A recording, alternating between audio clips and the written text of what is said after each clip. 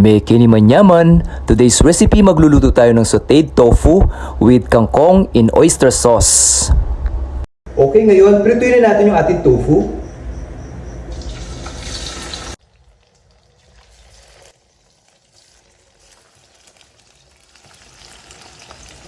Pag nag-golden brown na yung ating tofu, hanguin na natin mga ka-shefi at set aside.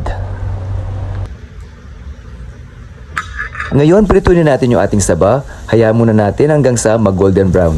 It gives additional flavor sa ating sauteed na kangkong. At the same time, meron pa tayong dessert. Sa ating kawa, magisa na tayo ng mabangong bawang at sibuyas. Nilagyan ko ng konting luya kasi igigisa natin yung chicken. Then, isison lang natin ng salt and crushed black pepper to taste. Okay, ngayon, tuloy na natin ang pag-isa mga ka-shefi. Ilagay na natin yung ating tokwa. Sunod natin lagay yung ating hiniwang celery.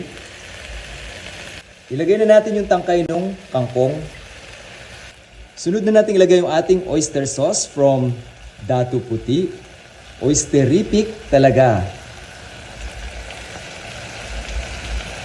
Haluin lang natin mga ka-shefi.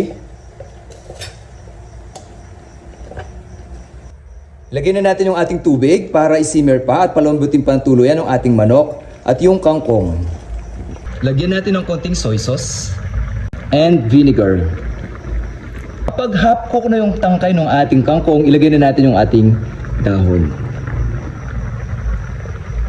Haluin lang natin mga ka-shefi at simmer hanggang sa tuluyang lumambot yung ating kangkong. Ngayon ilagay na natin yung ating slurry. Kombinasyon niya ng tubig, pwedeng cornstarch, all-purpose flour, and potato starch. Season pa natin ulit ng black pepper to taste. Ilagay na natin yung ating naprito saging.